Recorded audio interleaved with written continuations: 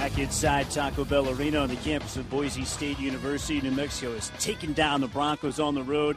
81-70 is the final score, and they've pulled off a trifecta never done before in Mountain West Conference history. Boise State entered the league back in the 2011-2012 season. No team had ever gone on the road in the same year, beaten San Diego State, Colorado State, and Boise State on the road in one Mountain West schedule. The Lobos have done that, and New Mexico is officially on a roll now with back-to-back road conference victories. Time for the Delta Dental post-game coach's comments, brought to you by Delta Dental of New Mexico. And we welcome in Lobo Associate Head Coach Chris Harriman. Harry, first off, congratulations, man. What a big win. Yeah, that was huge. It was obviously an incredible game. You know, they're a really, really good team. It's a tough place to play. And I thought our guys, you know, to get up as much as what we were, 18 at the half, and have them fight back. They're a good team. We knew they were going to make a run, but I love the resiliency of our guys. I'd like to tell you this is a winning tradition, me coming out and doing the radio, but Coach Neal's laying on the floor in the locker room with his bad back. So, but, yeah, I'm just really proud of the guys. It was a hell of a win, especially in a place like this. How did you guys prepare them at halftime for what you knew was coming? It's one thing to say, okay, they're going to make a run, but you want them to be ready. You want them to be psychologically ready, and then, you know, we're going to have to answer that. What did you guys say to them at halftime? I think you guys probably know this better than anybody. When you don't have to say a whole lot because your players are talking, you know you're in good shape. And we went in there to talk to the guys, and there was constant chatter, positive communication. There wasn't any horsing around. The guys were focused. They were locked in. Obviously, we didn't play well at the start of the second half, but I thought our guys were really engaged, really focused, really locked in. And, you know, it's fun to be around a team like that. You know, they've experienced some tough times. These kids have had some hard times this year, and to come in and fight like they did and overcome that, it was just I'm so happy for them. Yeah. Coming out of the locker room at halftime, struggled finding field goals. Right. Boise State turned up the defense. How did you guys – I mean, you guys weren't able to score the basketball at all, but what you did was you adjusted defensively, because I saw where Boise State wasn't knocking down the three, but they were putting it on the floor, getting to the rim. Right. And you guys made that adjustment. Yeah, we tried to. I thought we had really good looks, Hunter. You know, yeah. I thought we had some easy looks. Tim Williams missed a couple of bunnies close. I don't think it was that we're getting bad looks. I just, you know, sometimes the ball doesn't drop down. But I liked our matchups down there. I thought we did a really good job on Duncan. He ended up with 12 points, 4 rebounds. So we did a hell of a job on him. Tim was really good. Sam did a nice job on him. For them to shoot, you know, 38% from the field and 22% from the three, those are the type of numbers that are a lot more pleasant to look at right now. A lot of teams coming in here would take those numbers, Harry. Now, the two big ones for me, those two guys you mentioned, Duncan, 3 of 10 floor, Hutchison, 5 of 14 floor.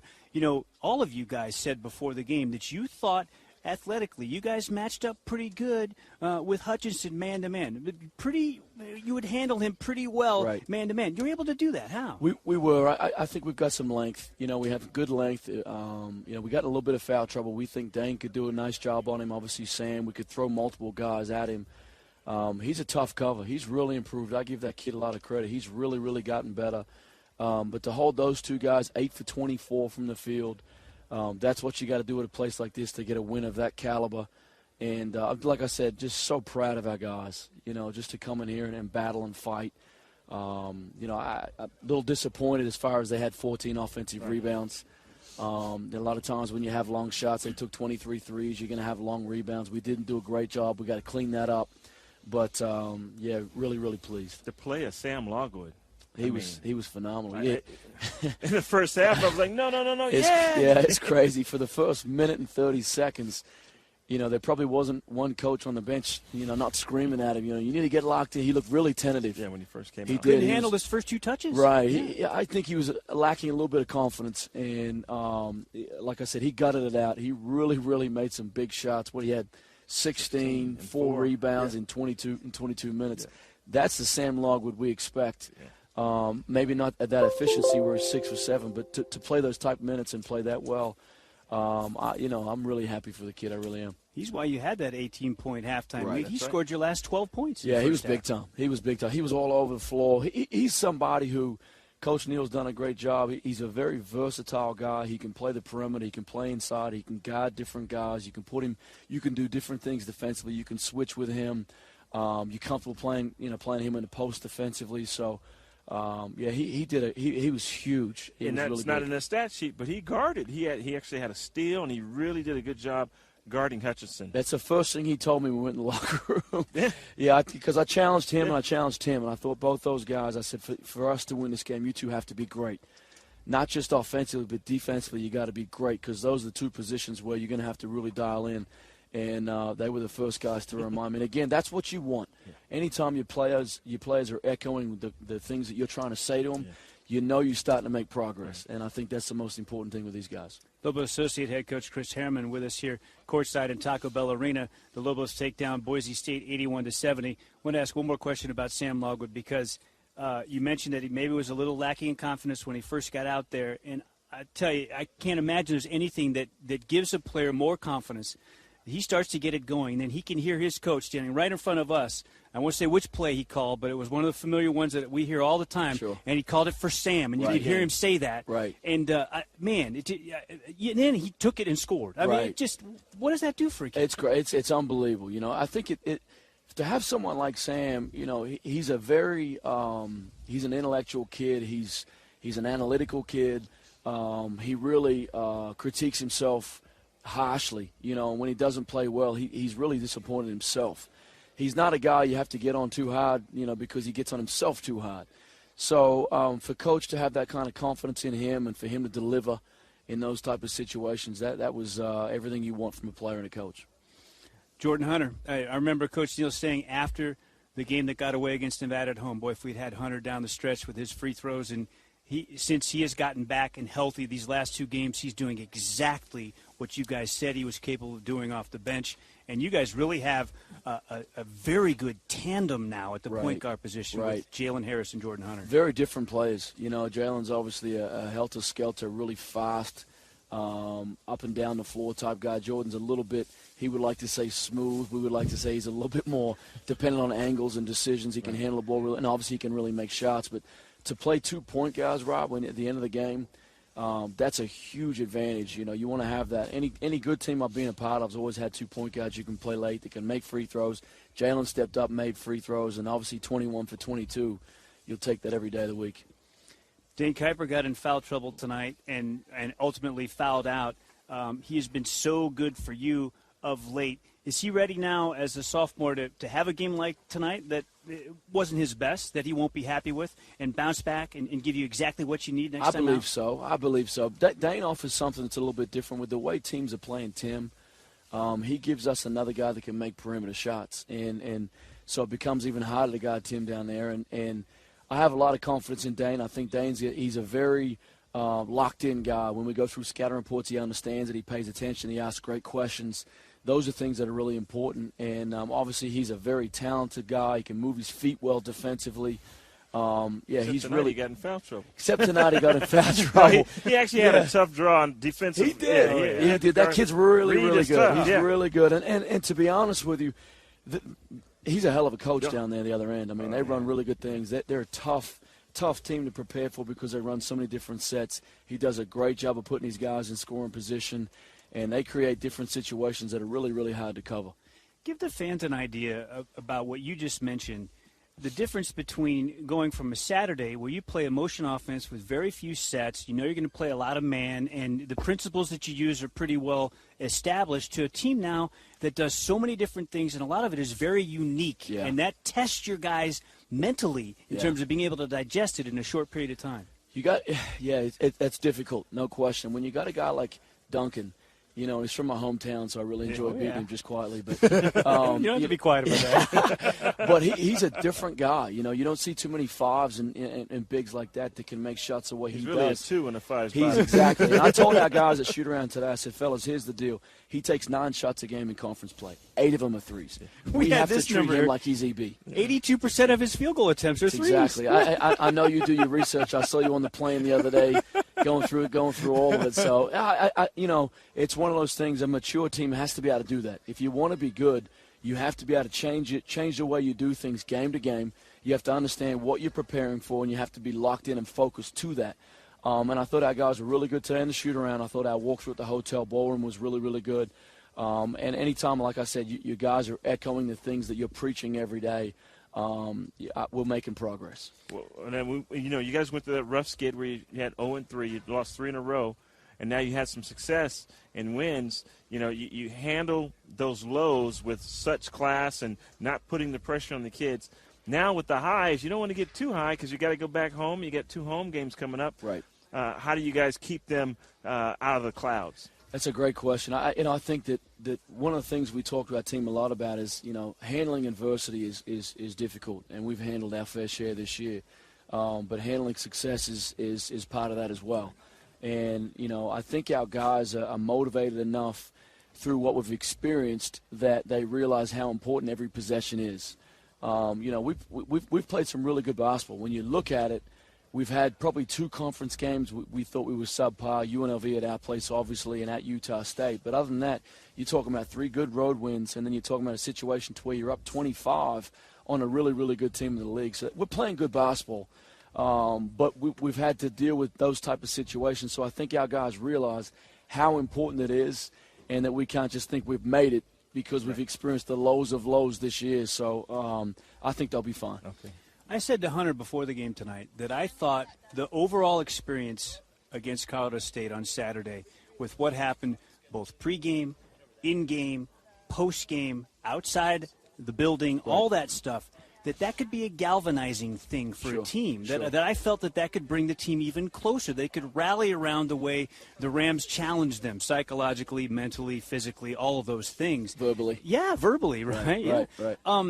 Do you think that kind of effect could happen for this team? I hope so. I think that this is a team that maybe at times we probably lived a little bit outside in, Rob. What I mean by that is we've listened to a lot of noise. And that's easy to do. We have a tremendous fan base, as you guys know way better than me. They really care. We're a program that everybody notices and sees, so there's obviously that added pressure that comes along with it. But with that being said, I think we're a team that we're doing a better job right now of living inside out, and that's really, really critical. You got to make sure your guys are focused on us, taking in the messages we're giving them and not necessarily listening to Twitter, Facebook, Snapchat, Instagram, and everything else. And you're going to be criticized no matter what. And I thought our guys did a really good job before the game, during the game, and after the game of handling everything that went on at Colorado State. All right, Wyoming's coming up. Give us a 5-minute quickie here on the Cowboys before we let you go. I don't know a whole lot about them, to be honest. I'm going to meet with Coach Huss when we get back to the hotel tonight. I do know this. They're entirely different. From what I understand, they're sixth in terms of the speed and pace they play, which is not a Wyoming team, as you guys know. They can really shoot it. They play fast. They take a lot of threes. So it'll be an exciting game. Maybe for the fans, not as much for us on the defensive end, but I think it'll be an up-and-down game, and they're really challenged. They've played some really good basketball.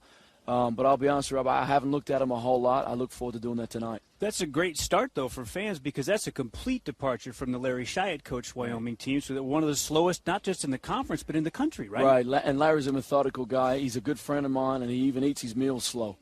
You know what I mean? So that's just who he is. But I think they've stepped in now, and they're trying to change a little bit in what they do.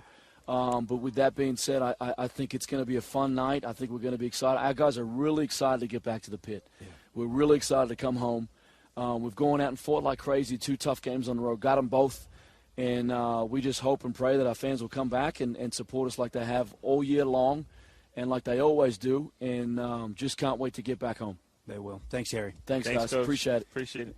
Lobo Associate Head Coach Chris Harriman, our Delta Dental Coach's comments brought to you by Delta Dental of New Mexico. Almost 400,000 New Mexicans covered by Delta Dental plans. For more info, log on to deltadentalnm.com. Back on the Lobo Basketball postgame show after this. New Mexico 81, Boise State 70. Final. Lobo Basketball from Learfield. Back inside Taco Bell Arena on the Lobo Basketball postgame show. New Mexico 81, Boise State 70. Final. Time to select our P&M Reliable Player of the Game. The Lobos had 4 double-digit scorers tonight, all of them with massive contributions. It was really hard not to go with Sam Logwood with maybe his best performance of the season, if not his career, in a clutch performance tonight at Boise State. But for not just tonight's work, a season's worth of work and excellent work here against the Broncos, your P&M Reliable Player of the Game is teed up Tim Williams. Gives the EB off the curl. He'll lean in for a lefty floater. 10 feet, no good. EB tapped it. Tim Williams wins the offensive rebound. Tim splits defenders. Go to the rim. He scores and he's fouled with a left-hand scoop. He is able to get to the rim and finish. Broken play. Tim Williams picks it up, takes it to the rim with the left. Little English off the glass. Yes, he did. Tim showed all of his moxie on that finish, didn't he, Hunter? Oh, yeah. It was a nice feed by Elijah. Nice pick and roll. PNM Reliable Player of the Game, here for you and all of New Mexico. Reliable people, reliable partner in our communities, reliable power. Nationally, PNM consistently ranks among the best for keeping the lights on. Tim Williams, your PNM Reliable Player of the Game. 19 points, 8 of 16 floor, made his first 3 of the year, 2 of 2 from the foul line, 3 boards and an assist. Tim Williams, your PNM Reliable Player of the Game. Back after this, Lobos 81, Boise State 70, the final. Lobo basketball from Learfield. All right, time to select our State Farm Insurance combination of the game. You know, when you have the right combination, great things happen, like this. Boise State settles into a little 2-3 zone here as Tim Williams catches, flips it out high to Damian. Left wing to Hunter, open 3 on the way. Jordan knocks it down. One of the shooters for New Mexico, and a great find by Damian.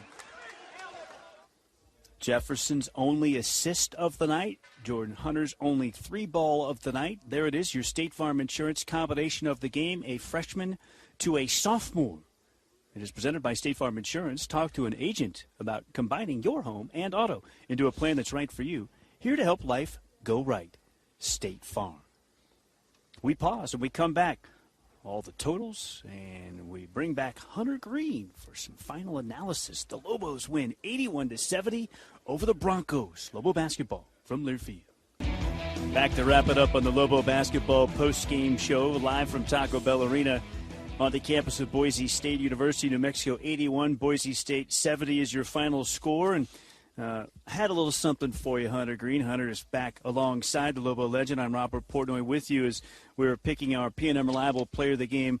I was saving Sam Logwood in reserve. Why? Because we have the Subway sub of the game. That's right. He was the top reserve tonight. He came off the bench. Your Subway sub of the game brought to you by Subway of New Mexico is none other than Sam Logwood. Congrats to Sam. Subway restaurants keep you going on and off the court. Stop in today. Subway, eat fresh. Logwood, phenomenal. 12 points in the first half. The final 12 the Lobos scored in the half to give them an 18-point lead at break. He was 6 for 7 from the field. He made his only three-point shot. He was a perfect 3 for 3 from the foul line. He had 4 boards.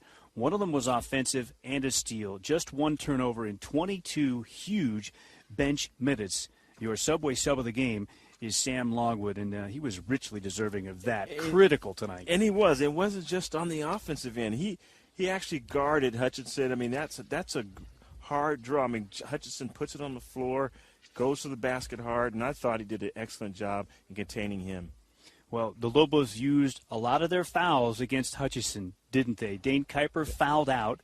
Damian Jefferson had 4 personals in just 8 minutes. Sam Logwood, as you pointed out, played him the best, and Logwood only finished with 2. So he was terrific on both ends. Yeah, he was on both ends.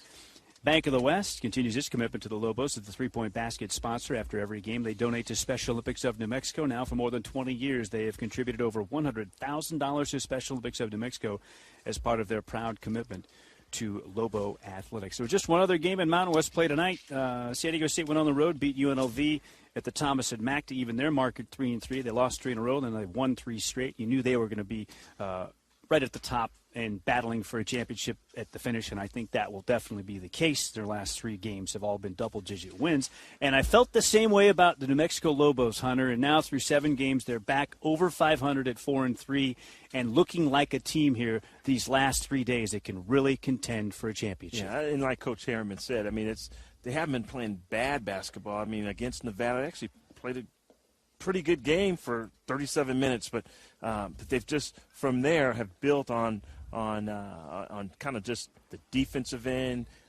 and then, of course, offensively taking care of the basketball and getting better looks, just playing within themselves. And now that you've got the starting 5 kind of figured out and guys coming off the bench know their roles and know what they're supposed to do, I mean, I really thought the bench was huge when you look at Hunter and like I said, Sam Logwood, those two guys off the bench really, both defensively and offensively, really contributed for the Lobos tonight.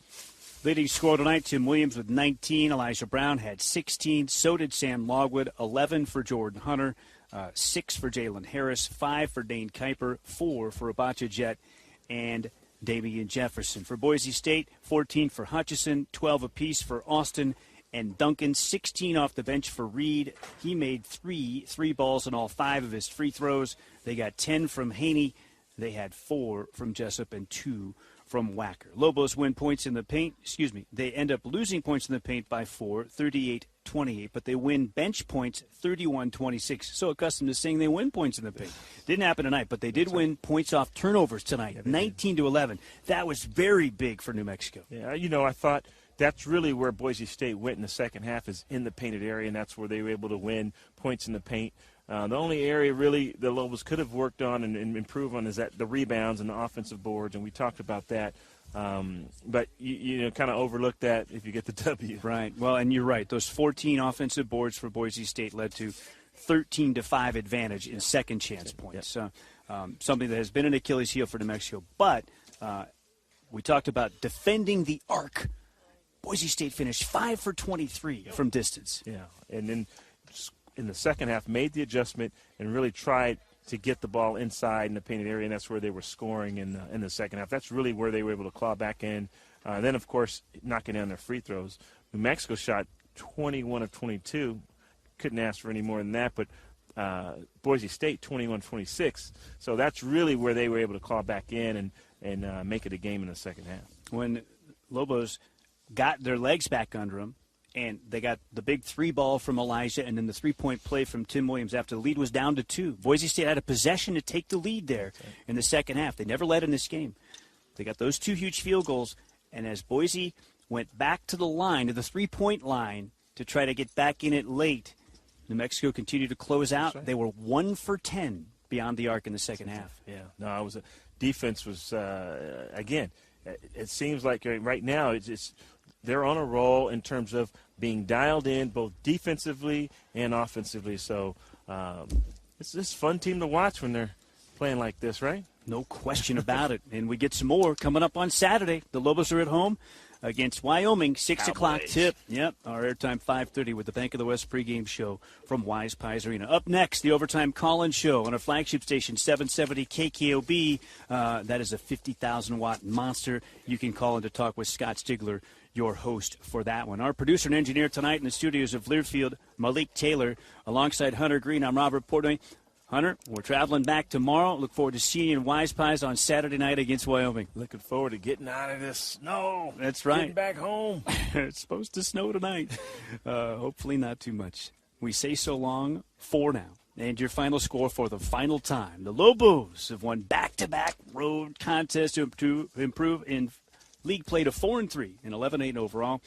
New Mexico wins 81-70 in Boise. So long, everybody. And listen to Lobo basketball from Learfield.